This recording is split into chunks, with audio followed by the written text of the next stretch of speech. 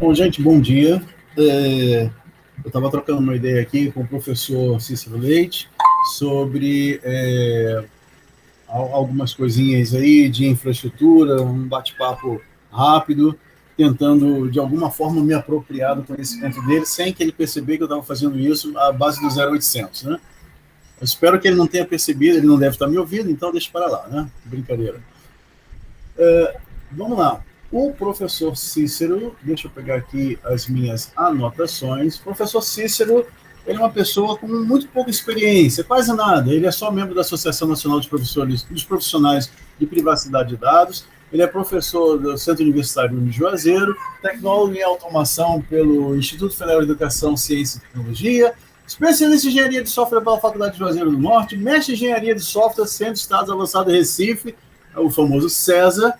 E atualmente, nas horas vagas, ele está brigando com servidores Linux, Windows, redes, configuração de switch, roteador, segurança forense e internet das coisas. Quer dizer, ele tem muito pouca experiência, uma pessoa que quase não conhece nada.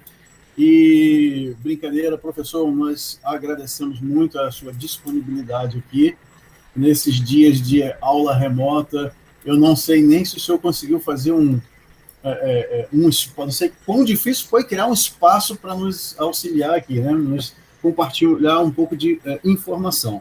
Mas fica aqui o meu agradecimento e todos os instrumentos agora estão com Cícero Leite. Pau na máquina. Certo? Eu que agradeço a oportunidade de estar aqui compartilhando e é um prazer compartilhar o conhecimento que eu tenho, né? Eu acho que a recompensa maior do professor é essa mesmo, então fique à vontade, podem explorar o que vocês quiserem. Eu não estou vendo as informações no chat do YouTube, mas por favor fiquem à vontade para fazer os questionamentos, o pessoal vai me repassar aqui as perguntas, né? Eu talvez tudo isso com o que eu trabalho seja muito mais... Informações no chat do YouTube. Mas talvez seja fruto mais da minha experiência. Eu me formei como técnico em 98, então bastante tempo aí, né, para trabalhar aí na minha carreira, estudando sempre, tentando me atualizar, e por isso essa lista aí é um pouquinho além, né, um pouquinho mais comprida. Bom, vamos começar, a gente vai falar de infraestrutura como código, é o que a gente vai falar mais aqui, mas de maneira geral a gente vai falar de DevOps. Então, vamos tentar esclarecer algumas coisas e mostrar aqui uma pequena demonstração do que DevOps pode entregar para a gente. Passando aqui os slides, então, rapidamente, eu não vou ficar muito tempo aqui nos slides. A apresentação você não está compartilhando.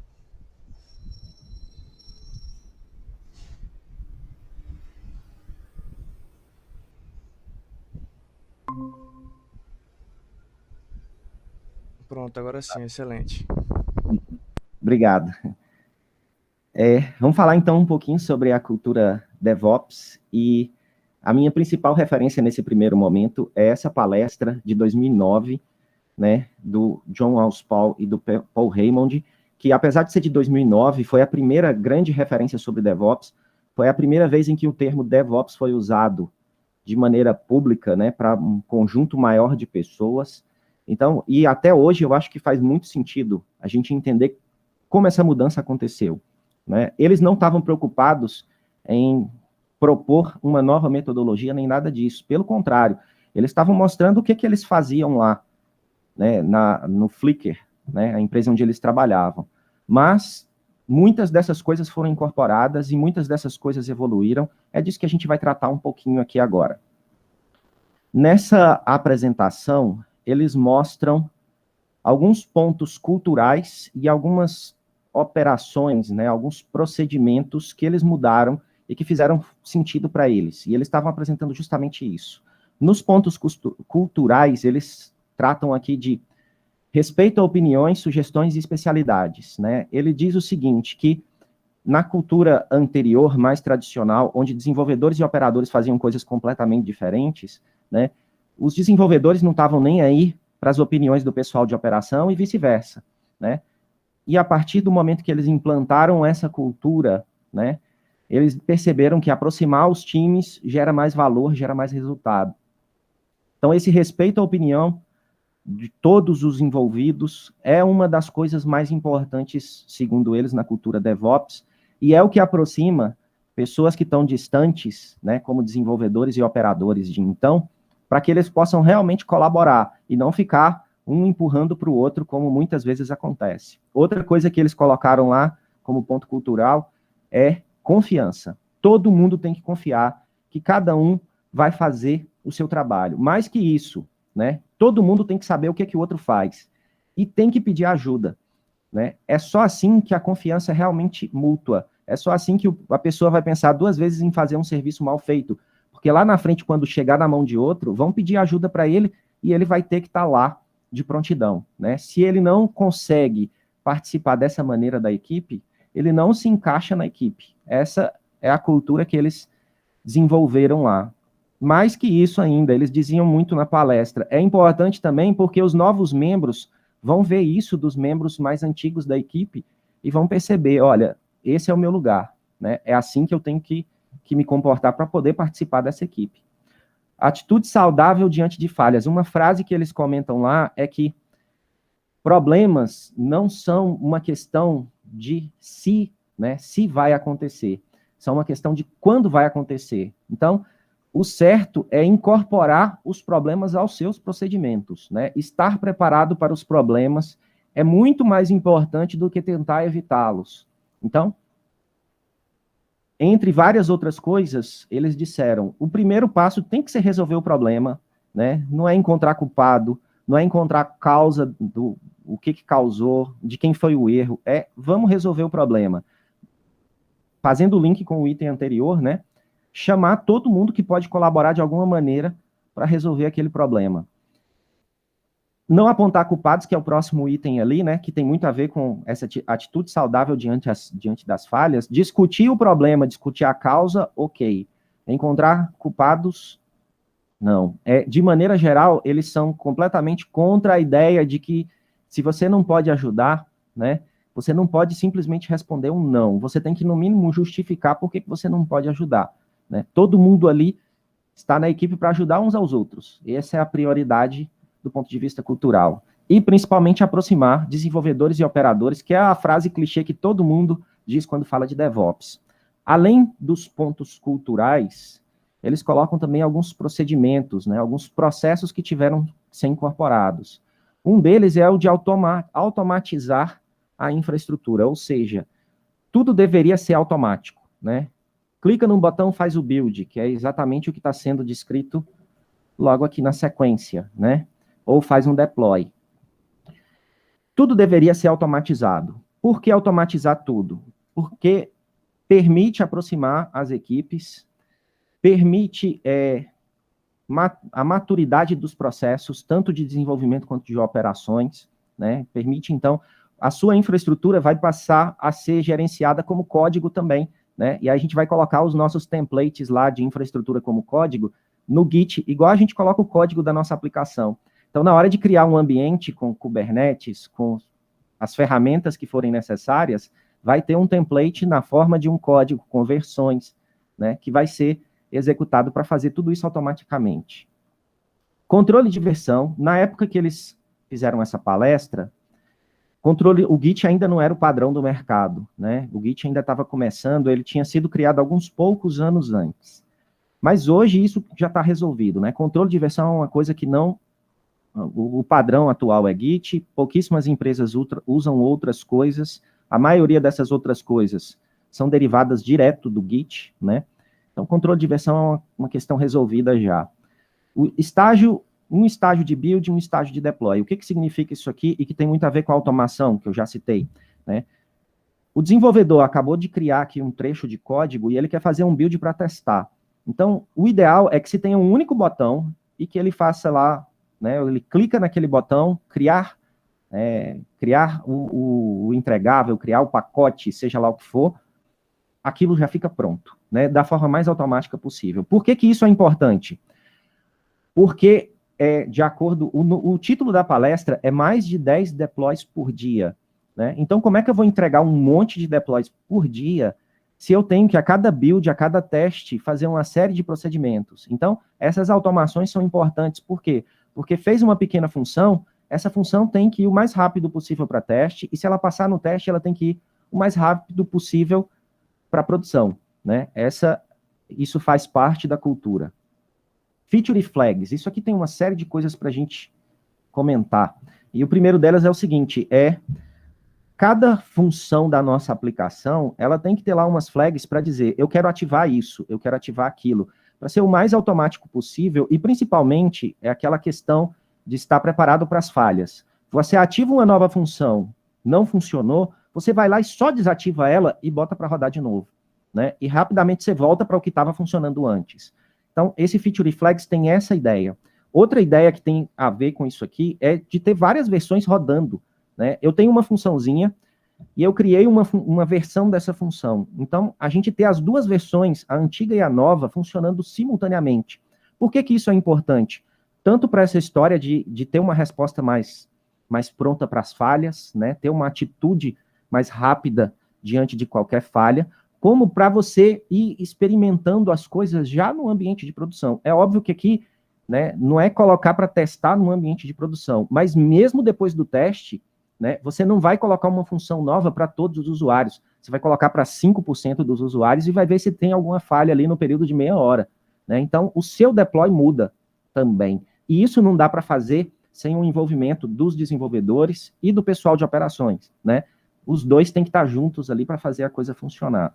Métricas compartilhadas. Uma coisa muito forte na cultura DevOps é ter métricas de tudo, né? A gente vai ver o reflexo disso quando a gente fizer uma demonstração aqui já.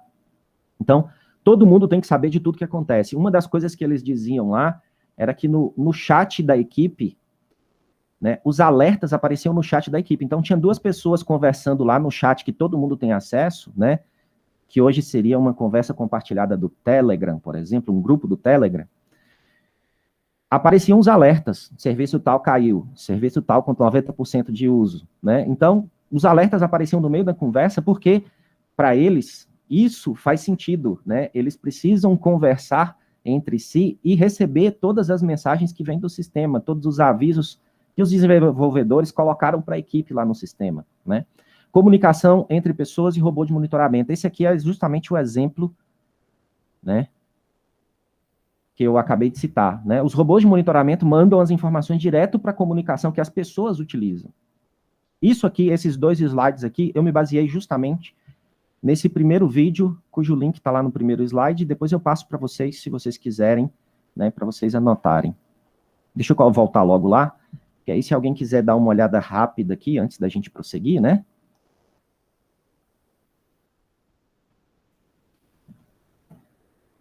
Agora eu vou falar um pouquinho de coisas mais atuais, né? Vamos atualizar essas ideias que são lá de 2009, que já tem mais de 10 anos.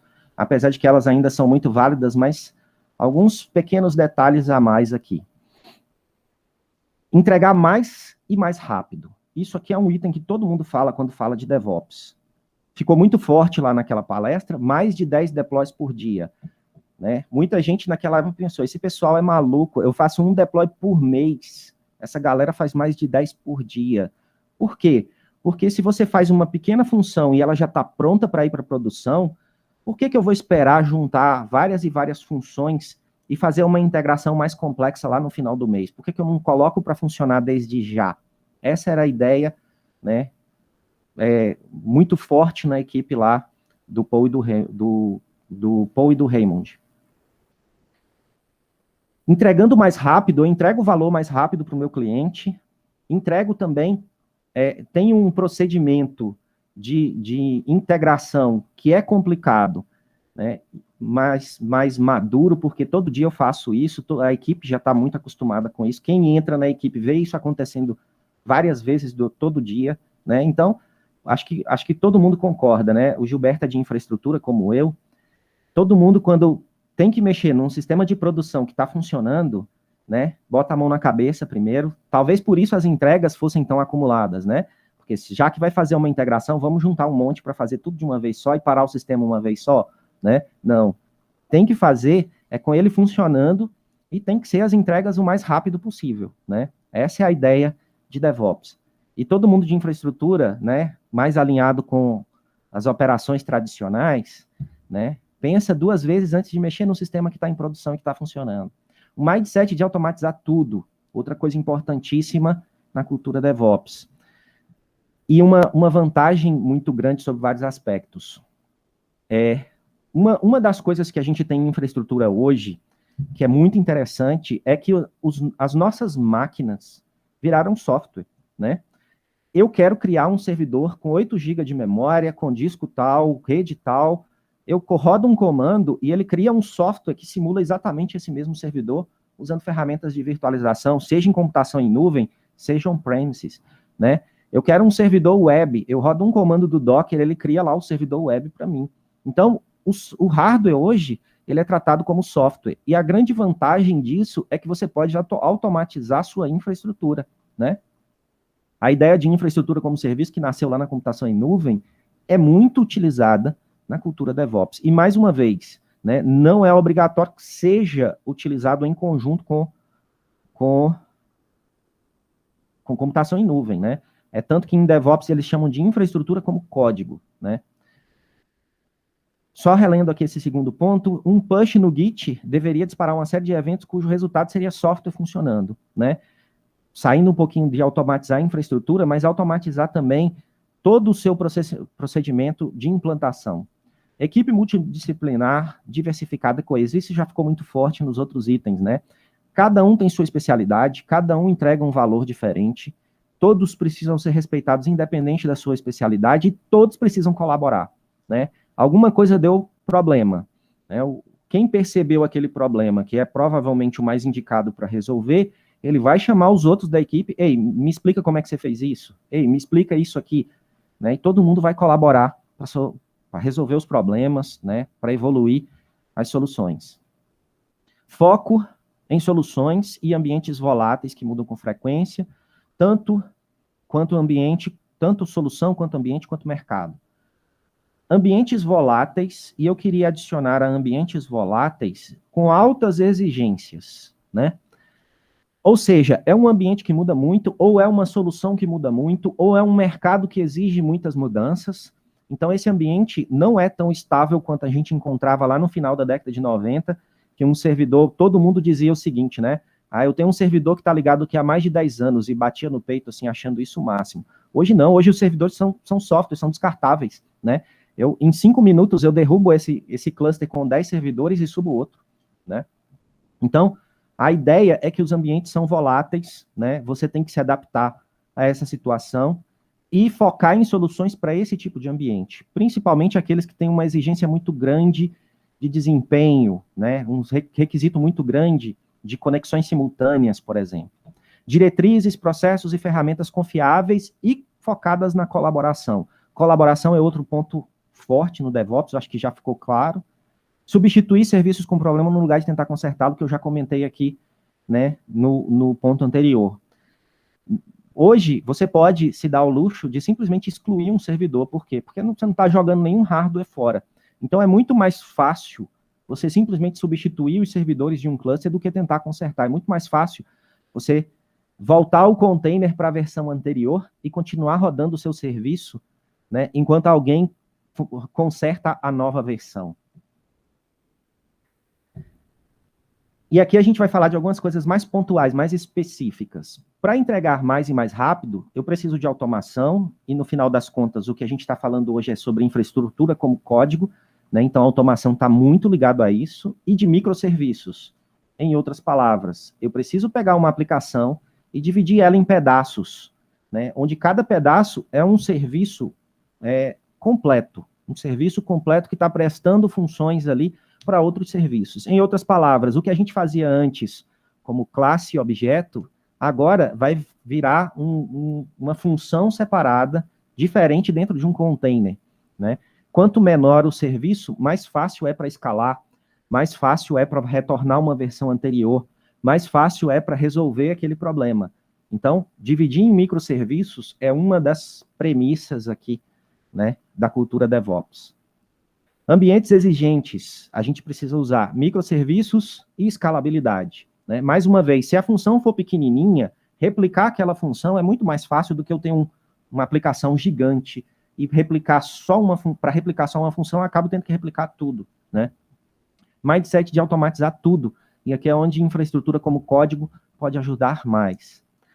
Processo rápido e eficiente, e para isso a gente precisa de integrar várias ferramentas diferentes. E tratar ambientes voláteis, né, aqueles ambientes que mudam com muita frequência. Ferramentas que possam ser plugadas e código com foco em reuso e baixo acoplamento. Então, essas são as coisas que eu quero trazer aqui para vocês hoje. Eu sou um profissional de infraestrutura, então eu não vou focar muito na parte de desenvolvimento.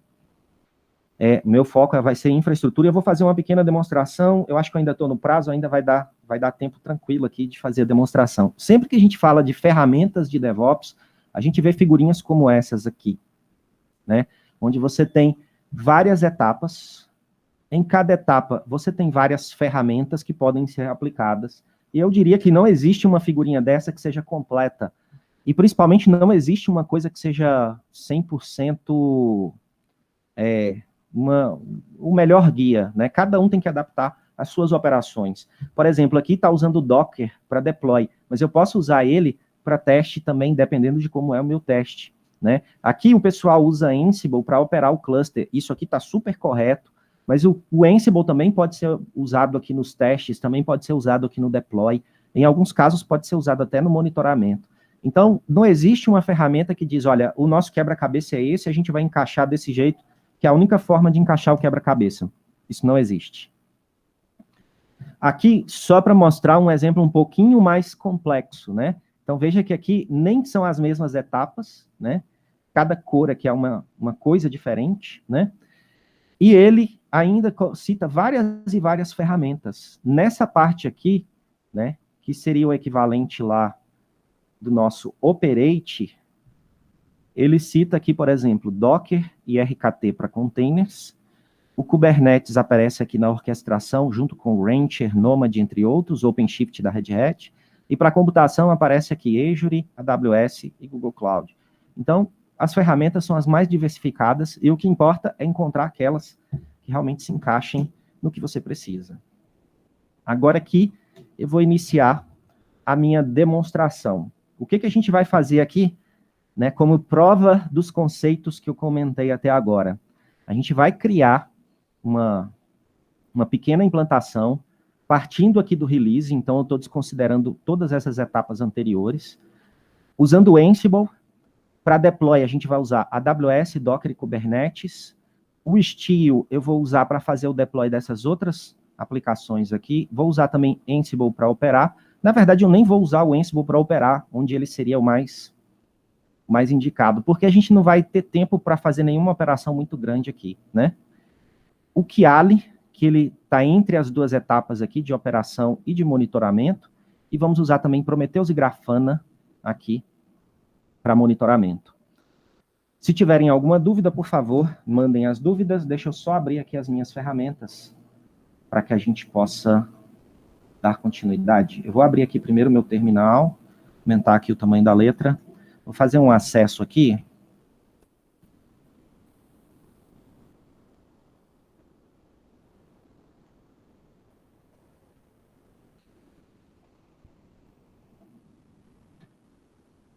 Aqui dentro eu tenho uma configuração do Ansible, que eu já deixei aqui pré-configurado. Eu tenho aqui um arquivo de hosts que vai ser substituído, porque o nosso playbook vai criar um novo arquivo de hosts aqui durante a execução. E aí eu vou executar aqui um comando do Ansible que roda esse playbook, né? Esse aqui é um arquivinho com mais ou menos, um YAML com mais ou menos 200 linhas, 250 linhas aproximadamente, que vai fazer todas as etapas necessárias para criar o nosso ambiente. Antes de rodar, eu quero mostrar para vocês também aqui o meu ambiente. Eu não tenho aqui nesse momento, aqui é o norte da Virgínia, né? Deixa eu aumentar um pouquinho o tamanho da letra, porque senão fica muito difícil para ver, né? Principalmente quem está assistindo pelo YouTube. Aqui é o norte da Virgínia, né? Não tem nenhuma instância rodando, também não tem nenhum IP elástico configurado. Os pares de chaves que eu tenho aqui são de outras apresentações que eu utilizei, Ansible e uma outra apresentação sobre Kubernetes.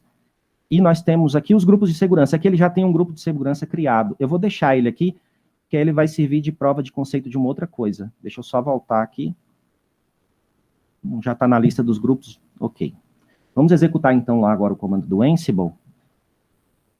Ansible, playbook, e o nome do arquivo, que é esse aqui. Ele vai levar algum tempo aqui para executar. Opa, ele não levou nenhum tempo para executar porque deu errado, né? Exportando as credenciais. Ah, eu tenho que trocar as credenciais lá no arquivo. Deixa eu trocar logo lá.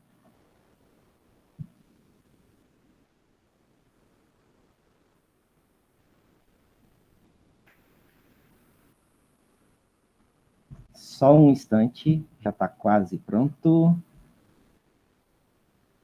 Ah, eu acabei não salvando as minhas credenciais, olha só. Deixei aqui para a última hora. Peço desculpas, pessoal. Deixa eu copiar elas aqui rapidinho.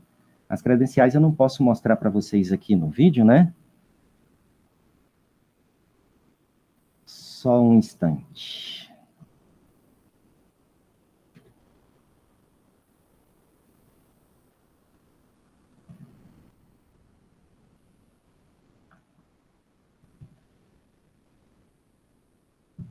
Meus usuários, aqui está.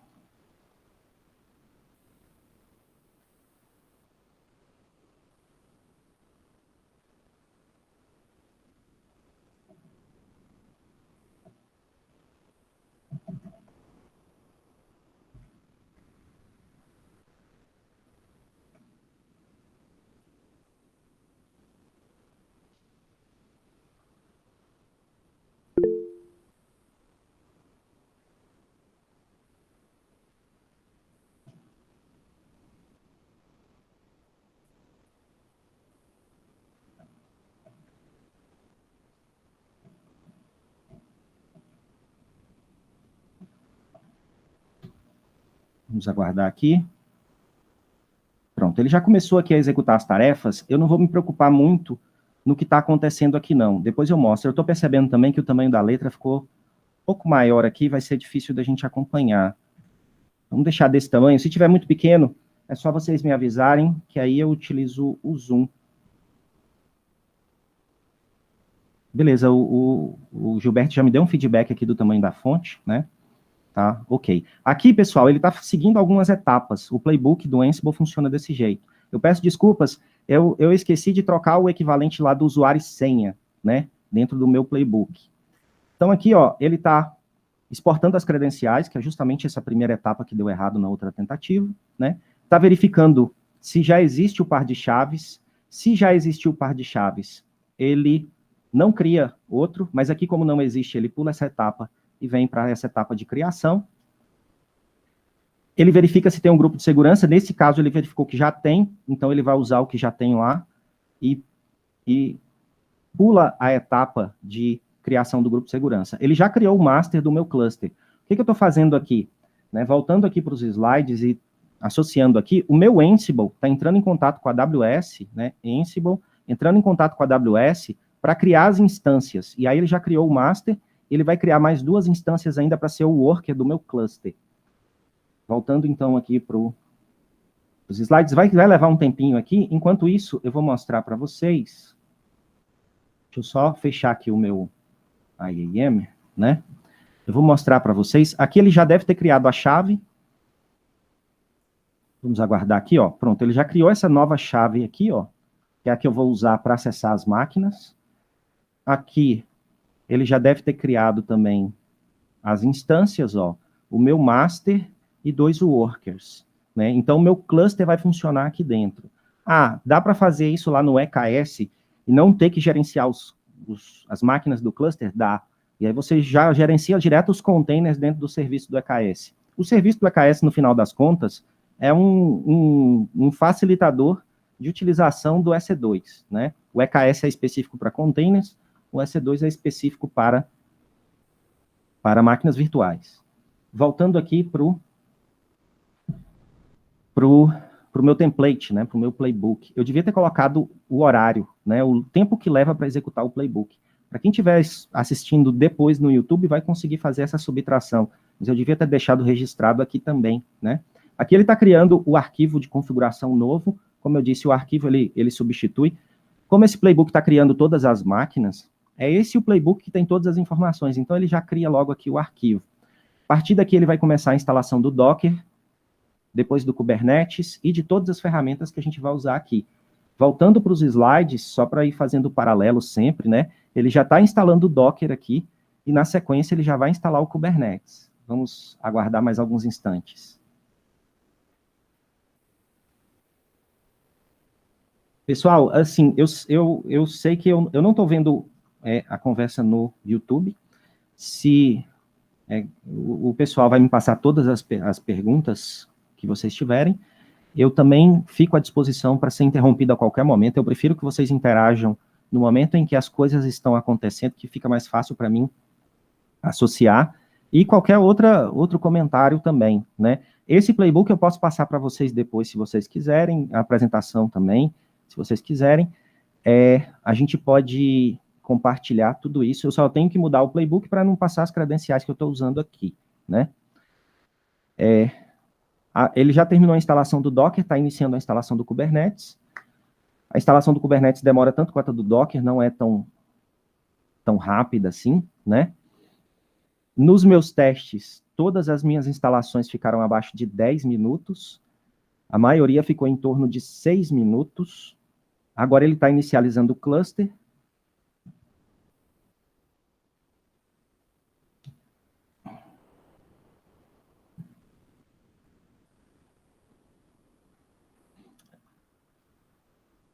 Depois da inicialização do cluster, ele vai incluir as outras máquinas no cluster e vai começar a configuração daquelas aplicações que a gente acabou de ver lá.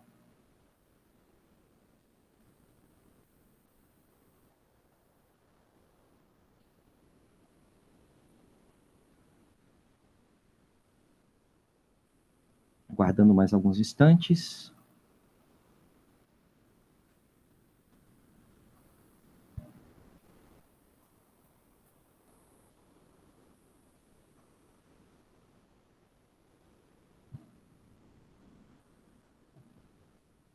O Gilberto colocou aqui para mim a ideia de conceituar cluster, porque nem todos conhecem. A gente deixa para ver os resultados aqui depois, né? A ideia do cluster é mais ou menos a seguinte: no lugar de ter uma única máquina, historicamente, a gente usava escalabilidade vertical. O serviço está chegando no limite dos recursos disponíveis. O que a gente fazia? Dar mais recurso. E aí o serviço ia crescendo, chegando no limite, e aí a gente tinha que colocar mais memória, colocar mais disco, aumentar a capacidade do processador e assim por diante. Eles perceberam que isso é caro, né? E principalmente quando você usa um serviço de computação em nuvem. Isso é caríssimo. E tem o problema que é muito fácil fazer crescer. Nem é tão fácil assim, mas é muito mais fácil fazer crescer do que fazer diminuir, né? Uma vez que você aumentou a memória, é difícil você tirar. O que você vai fazer com aquela memória que você tirou ali? Ainda bem que veio virtualização e eles perceberam que dava para escalar verticalmente bem com virtualização. Mas, mesmo com virtualização, é mais demorado escalar verticalmente do que horizontalmente. O que é a escala horizontal? É colocar mais uma máquina e distribuir a carga entre elas, né? E isso é muito mais rápido de botar para funcionar. O fato é que eles perceberam que ter um cluster com várias máquinas pequenas é muito melhor administrado do que ter uma máquina grande que pode aumentar ou diminuir de tamanho. É muito mais fácil administrar um conjunto de máquinas pequenas. Então, o que a gente está fazendo aqui com o Kubernetes é justamente isso. Colocar uma série de máquinas, todas elas com o Docker instalado, e falar para o Kubernetes: Kubernetes, administra para mim. Quando eu tiver que criar um container, eu não vou dizer em qual máquina vai criar o container. Você vai se virar e vai escolher para mim. Eu também não vou dizer como você tem que distribuir essa execução. É você quem vai resolver para mim.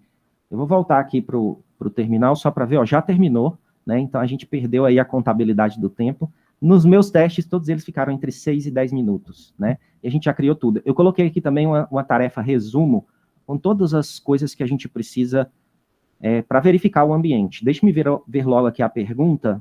O Gilberto colocou uma pergunta aqui para a gente. Essas instâncias AWS seriam 3 máquinas que rodam a aplicação. No caso, o que seriam exatamente essas aplicações? Eu vou mostrar aqui na prática, e aí eu volto na tua pergunta, Cleiton.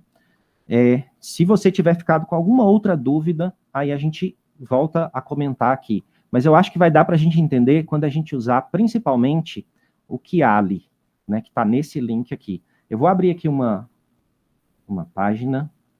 Vou abrir nessa página aqui mesmo. Eu vou só colocar no outro monitor, para eu ir abrindo aqui no outro monitor, já já eu trago a janela de volta.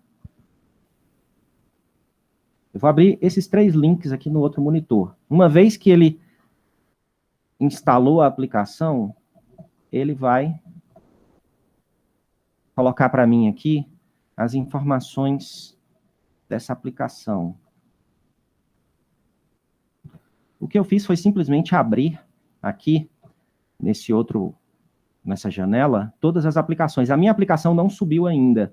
Vou entrar lá no nosso servidor para ver se ainda vai demorar muito aqui para subir a aplicação. Para entrar no servidor, ó, é só rodar esse comando aqui.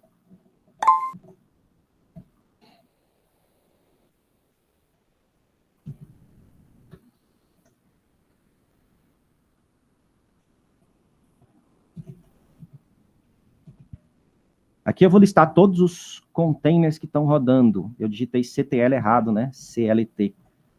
kubectl. Ó, aqui ainda tem um container que não rodou, e aqui ainda tem um container que não rodou. É por isso que a aplicação ainda não tá pronta, porque ela ainda não executou tudo que ela precisa, né? Lembrando que eu estou subindo o cluster, ou seja, eu estou instalando tudo que é necessário, e instalando as aplicações tudo num template só. Então, nesse caso, costuma ser pesado mesmo. Qual é o benefício aqui de escalabilidade? Qual é o benefício de ter um cluster funcionando com microserviços? É que da próxima vez que eu vou fazer uma atualização, opa, puxei aqui errado. Da próxima vez que eu for fazer uma atualização, eu não vou atualizar todos os serviços da minha aplicação de uma vez só. Então, se eu tiver que atualizar só esse, eu vou mexer só nele. E aí, para ele subir sozinho, é muito mais rápido do que se eu estivesse fazendo como eu estou fazendo agora, que eu estou subindo a aplicação toda. Essa aplicação, pessoal, é a aplicação de demonstração do próprio Istio, que eu estou usando bem aqui na nossa curva aqui do DevOps, né? Agora a gente vai ver essas 3 últimas aqui para terminar aqui a demonstração. Primeiro, vamos ver se a aplicação está rodando. Eu vou só atualizar naquela janela. Pronto, a aplicação já está rodando. E se vocês observarem aqui, ó, cada vez que eu atualizo, ela aparece uma coisa diferente aqui, ó. A estrelinha preta, a estrelinha vermelha ou sem estrelinha, né? Isso é importante para entender algumas coisas. Vamos começar pelo Grafana, que é mais simples. O Grafana é o mais popular de todas as aplicações para clusters baseados em containers para monitoramento. Ela é a mais popular. Eu nem diria que ela é a melhor, na minha opinião, mas ela é a mais popular, sem dúvida. Aqui a gente tem como ver, por exemplo, a performance do dispositivo, né? O que ele está usando de processador. Veja que a gente ainda não atingiu, né, 50% do uso de processador. O uso de memória, né? Aqui, as versões dos componentes. Mais uma vez, memória usada pelo proxy. Recursos usados pelo Istio, que é uma das aplicações que eu estou utilizando. Uma outra coisa que é muito interessante é o workload. Esse aqui, ó. Vamos...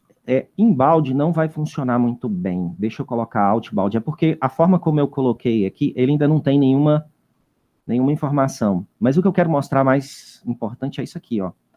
Estes aqui são os módulos da minha aplicação. Então, eu tenho como ver informações específicas de cada módulo. Product Page, vamos ver aqui. Vou deixar logo os 2 abertos. No que aparecer alguma coisa, eu mostro. Ele também faz uma média de 5 minutos. O nosso cluster talvez nem esteja operando ainda a esse intervalo. E eu vou fazer uma outra coisa também enquanto isso. Vou voltar aqui para pegar só o IP do servidor. E aqui no outro terminal, eu vou deixar ele gerando um tráfego qualquer.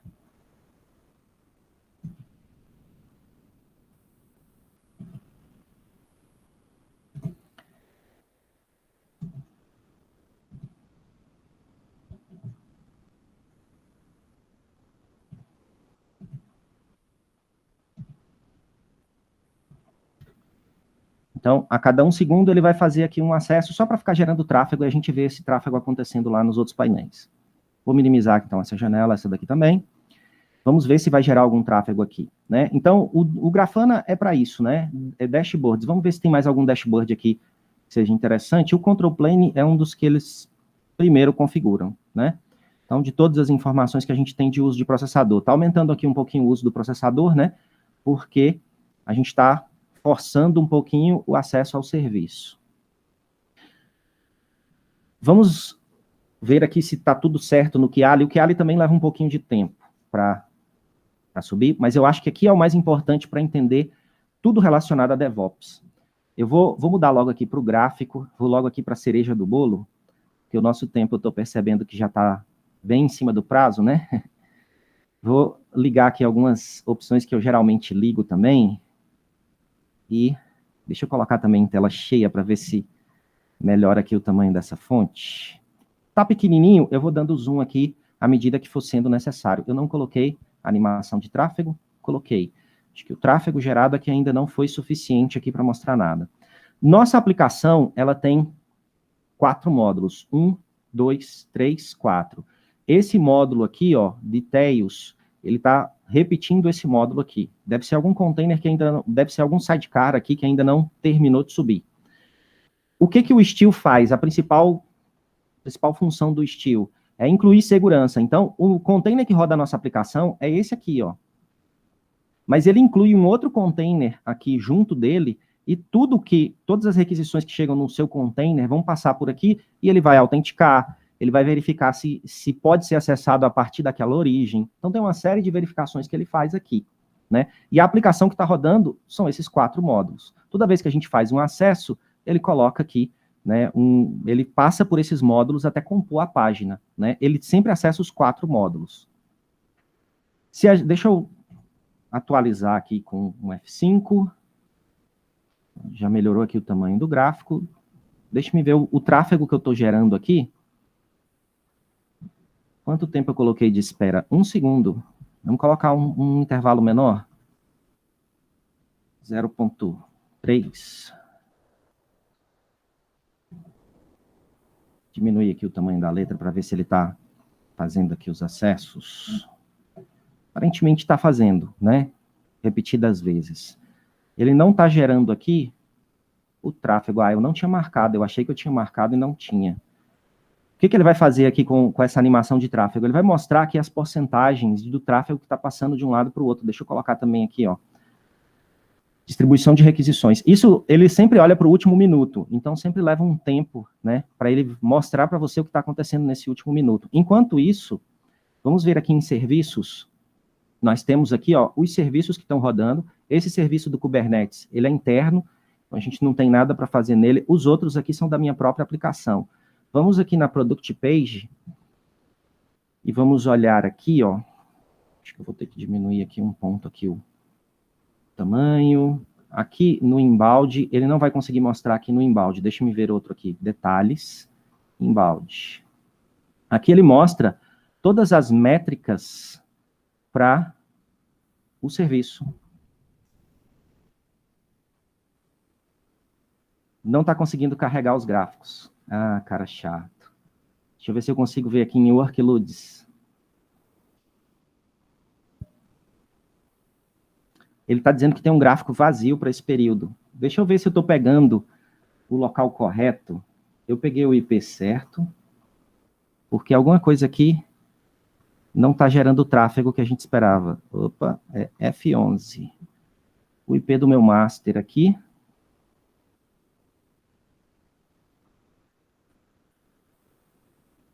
Voltar aqui no outro terminal.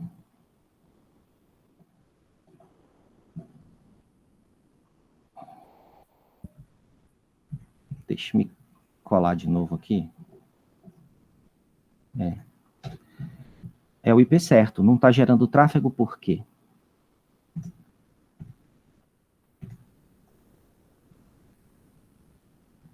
Forçar a barra aqui também. Agora sim ele está gerando, ó. 28% do tráfego que chega está sendo repassado para ele. Vou voltar aqui no gráfico que fica mais fácil de entender isso. Agora sim. Cadê o... Deixa eu me colocar. Isso, Traffic Animation. Pronto, à medida que for chegando, ele vai mostrando aqui. Ainda não é esse que eu quero. Aqui. Agora sim, ó. Essa aplicação, né, ela recebe tudo aqui nesse Product Page. Então, 50% vem para cá, outros 50% vem para cá, né? Desses 50% que vem para cá, né, 100% vai para esse container, ou seja, ele não está desviando nenhum tráfego, ele não está bloqueando nenhum tráfego. Se alguém estivesse tentando acessar esse container aqui diretamente, esse cara aqui ia fazer o desvio, né, ia aparecer uma mensagem de erro. Aqui, nós temos 3 versões dessa parte da aplicação que se chama Reviews. Nessa parte da aplicação, né, nós temos 3 versões que são equivalentes daquelas estrelinhas lá, né? Essas 2 aqui têm estrelinhas. E as estrelinhas vêm dessa outra parte da aplicação. Já essa outra é quando não vem com nenhuma estrelinha. A distribuição de tráfego, né, ó, passa por aqui. Ele, mais uma vez, ele não está gerando o tráfego direto lá pelo terminal. Eu vou pressionar F5 aqui mais algumas vezes para gerar mais tráfego para a gente analisar, né? Ó, veja que a resposta é bem pronta, né? Ele já está atualizando aqui o gráfico. Isso aqui é interessante para fazer atualizações. Por exemplo, você tem uma versão mais nova para implantar, mas essa versão mais nova, você não quer implantar ela para 100% dos clientes. Então, você implanta e redireciona para essa versão mais nova apenas, sei lá, 5% do tráfego e fica acompanhando se vai ter erro naqueles 5% de tráfego ali. Se não tiver erro, beleza, né? Você aumenta a proporção dela até desativar as versões anteriores. Se tiver algum problema, tira ela da jogada e faz com que ela não seja utilizada, né? Faz com que ela volte para o desenvolvimento. Outra coisa que a gente consegue fazer, e que aqui talvez eu não consiga mostrar muito bem, né, porque as ferramentas que eu estou usando não são para isso, mas eu consigo fazer escala disso aqui. Imagina que o Product Page, né, ele está sobrecarregado. Eu posso fazer o seguinte, kubectl desconectou. Deixa eu pegar de novo aqui o endereço. Vamos aqui para um outro terminal. Desconectar novamente. A gente fica o tempo todo querendo que tudo dê certo. É na hora que a gente está fazendo a demonstração ao vivo que os pequenos detalhes, né, sempre dão errado. kubectl, scale, deployment, o nome do deployment, eu copiei por cima. Deixa eu pegar ele de outro lugar. Deixa eu pegar logo com o get aqui. Get, deploy. É esse aqui que eu quero. kubectl, scale, deployment. O nome do deployment, menos réplicas, igual, vamos colocar 5 réplicas. Então, ó, ele está dizendo que foi escalado. Se eu usar aqui um get pods, ele vai começar a mostrar aqui, ó, que eu tenho vários pods, alguns deles estão inicializando, né? Então, a partir de agora, o container que responde por essa aplicação não é mais apenas um, né? São 5 containers que respondem por esse trecho da aplicação. Isso aqui é a maior vantagem de se ter um cluster, né? Por quê? Porque se o seu serviço estiver sobrecarregado, você vai verificar em ferramentas como o Kiali quem é que está recebendo a maior parte do tráfego, né? De onde essa maior parte de tráfego está vindo. E aumentei demais, não foi? E vai escalar só aquele trecho, só aquela parte que está sendo demandada agora. Era isso que eu queria mostrar aqui nos workloads. Vamos nos workloads. Aqui, olha, ele está mostrando todos os containers desse meu serviço, dessa parte do serviço, né? E aqui eu consigo ver todas as informações, inclusive dos containers, inclusive os logs dos containers, fica tudo centralizado aqui, né? Você não precisa ir lá no servidor e ficar procurando qual é o container. Você vem aqui, vai no serviço que você quer, vê o log do container que você quiser, né? Tem os logs também do proxy do Steel, que é o que faz toda aquela parte de segurança que eu comentei agora há pouco. Óbvio que eu não vou conseguir explicar tudo que o Steel faz, nem tudo que o Kiali faz, né? A demonstração aqui não tem esse objetivo. A demonstração é mostrar que, se você estiver disposto a fazer a sua aplicação, né, alinhada com a ideia de microserviços, alinhada com as ideias de DevOps, de entregar coisas pequenas com maior frequência, no lugar de ficar entregando coisas maiores. O pessoal diz muito, isso é agile. Ok, Agile também faz parte da cultura de DevOps. A frasezinha para dizer o que é DevOps é muito difícil de ser dita. A gente sempre encontra o conceito DevOps e aí a gente fala, mas cadê aquilo? Cadê aquilo outro? E sempre encontra uma falha. Então, pessoal, quando pergunta, então, DevOps é Agile? Também, né? Acho que a melhor resposta é o também, né? DevOps é uma série de coisas que já existiam, outras novas, que foram agregadas para fazer com que o software seja desenvolvido e implantado de uma forma diferente, né? Principalmente resultando na aproximação dos desenvolvedores da equipe de infra. O que eu quis mostrar aqui foi isso. Eu acho que a gente está no prazo. Fico aberto aí a outros questionamentos. Não sei se eu respondi tua pergunta, Cleiton. A tua pergunta era o que as máquinas iriam rodar. Elas vão rodar essa aplicaçãozinha aqui, né? Eu acho que mostrar esse gráfico aqui é a melhor forma de responder a sua pergunta. Por isso que eu falei, vou responder já, né? Se tiver mais alguma dúvida, por favor, avise.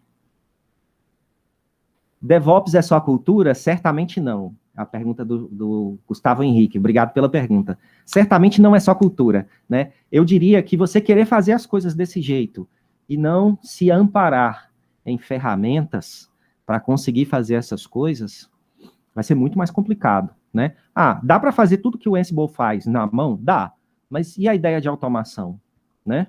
Dá para fazer tudo que o Kubernetes faz usando o Docker na mão? É difícil, é bem difícil, mas dá, né? O que o Kubernetes faz é orquestrar os containers. O próprio Docker vem com uma ferramenta interna chamada Swarm que faz isso, né? Mas ainda assim, você não deveria fazer na mão. Por quê? Porque você vai perder a agilidade. O ideal é encaixar as ferramentas nos lugares onde elas, para a sua ideia, né, para o que você entende como processo, encaixar onde elas mais se adequam e usar as ferramentas que já existem, né? Isso é que é o mais importante. Não é só cultura, com certeza, mas a cultura talvez seja a parte mais importante. Por isso a gente fala tanto disso, né? Bom, continuo aberto a questionamentos. Eu fico também aqui à disposição do pessoal que está organizando o evento para me dizer aí dos horários, se já está no horário, se já é para encerrar. A maior parte da minha apresentação já encerrei tudo que eu queria colocar. É só as perguntas mesmo que eu vou aguardar agora. Eu espero que vocês tenham gostado também, né? Eu espero que, se vocês tiverem alguma outra dúvida, podem entrar em contato comigo, né, de outras maneiras, incluindo o meu e-mail e o meu telefone, se vocês quiserem entrar em contato direto comigo. Eu acabei, assim, o título era Infraestrutura como Código, mas a gente falou muito de DevOps de maneira geral, não apenas de infraestrutura como código, né?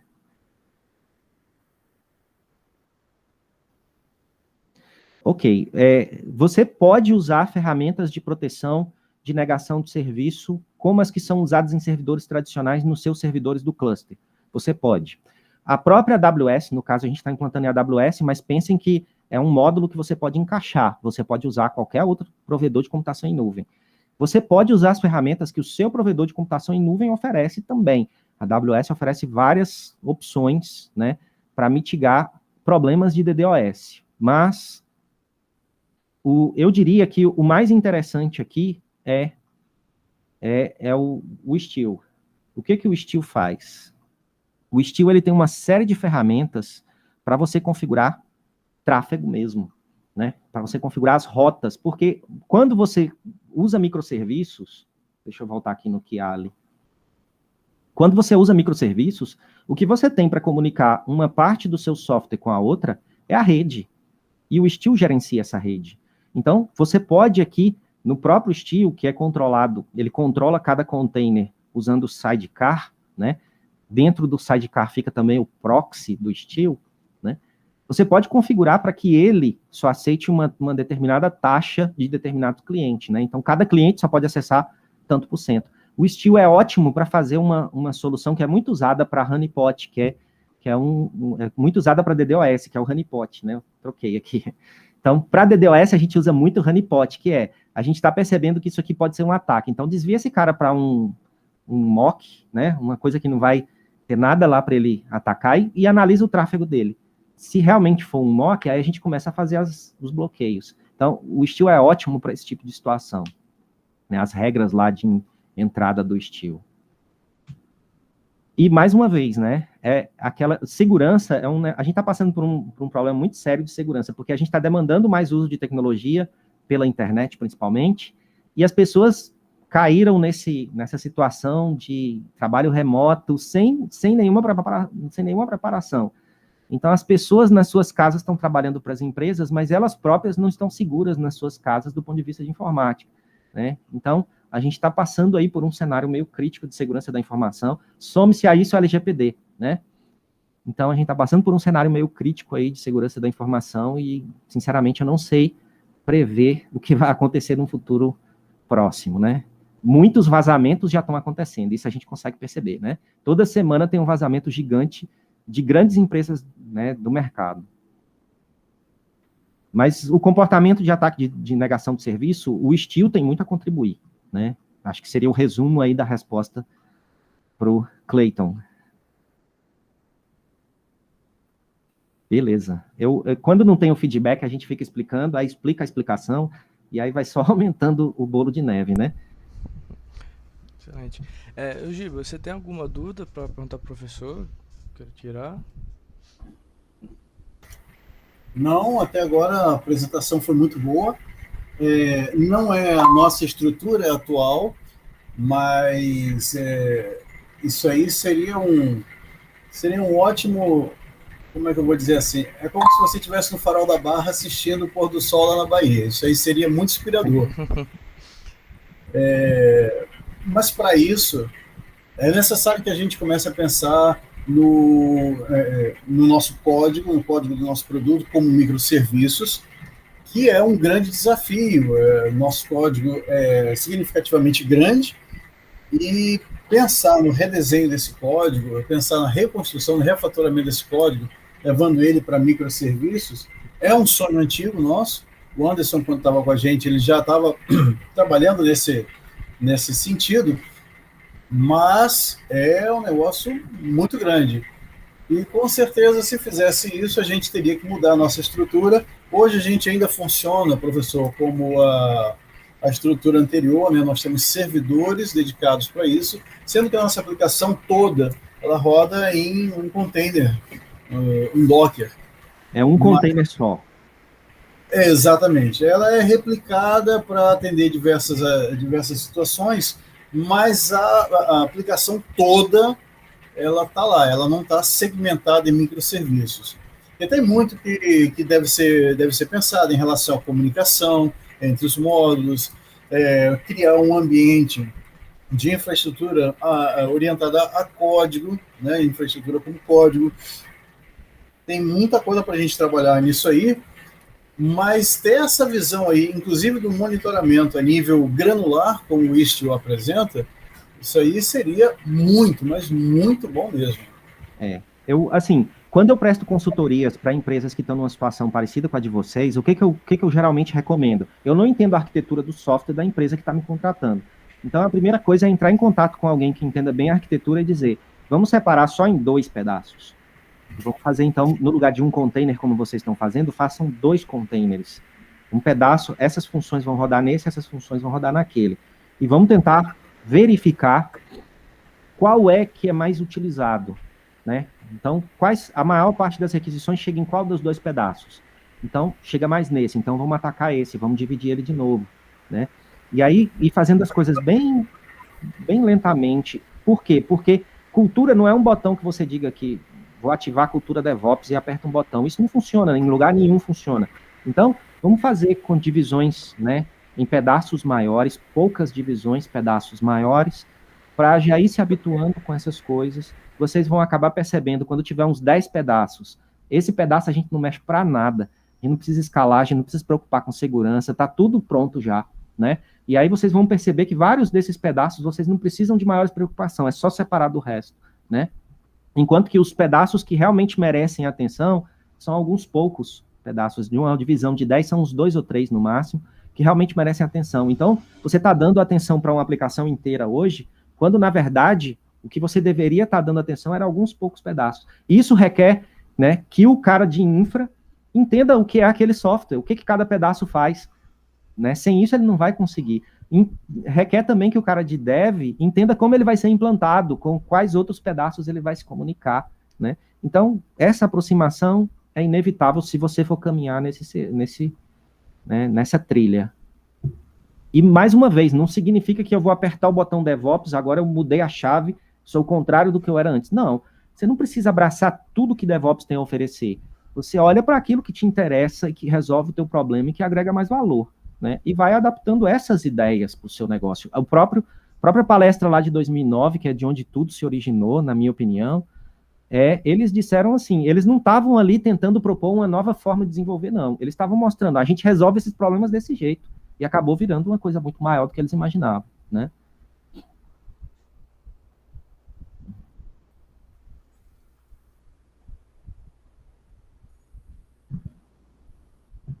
Beleza, Anderson. Que bom que você gostou.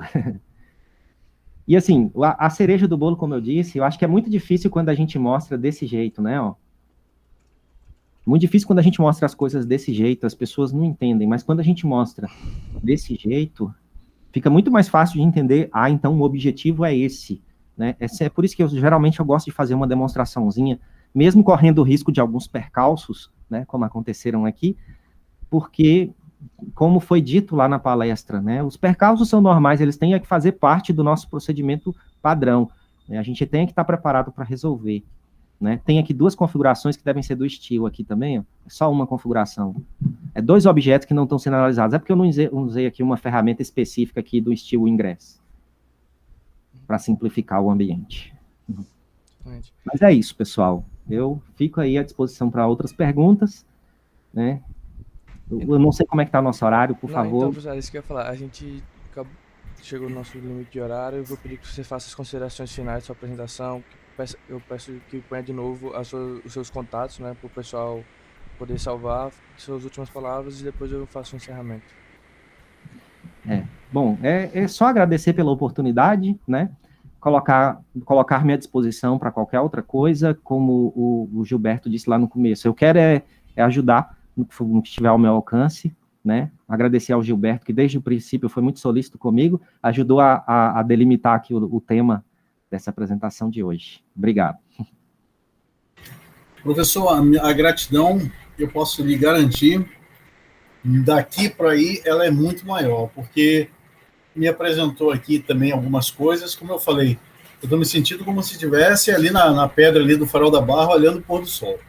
Então, essa visão que o senhor deu aí foi muito boa mesmo, fora a conversa que a gente já teve um pouquinho antes de começar, e no que for possível, eu acredito que isso aí só tende a colaborar com o nosso desenvolvimento aqui. Primeiro, com a compreensão de que é necessário fortificar uma cultura DevOps, que ela, de certa forma, já existe, mas com certeza pode evoluir. Não é um Pokémon, mas pode evoluir.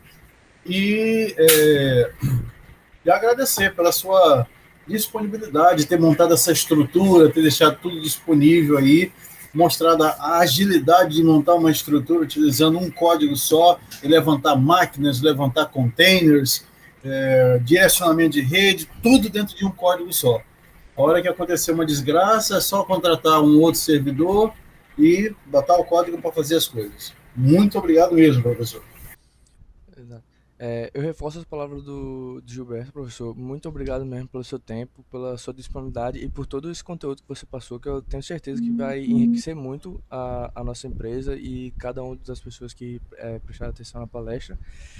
A gente vai ficando por aqui. Eu peço que todas as pessoas que viram a palestra, a gente vai estar passando um formulário que é para colher um feedback da apresentação, para saber como que foi o conteúdo apresentado e tudo. E depois eu vou entrar em contato com você de novo, professor, para dar esse feedback para você. Então é isso, eu reforço de novo, muito obrigado mesmo pelo seu tempo e pelo conteúdo que foi excelente. Muito obrigado mesmo, professor.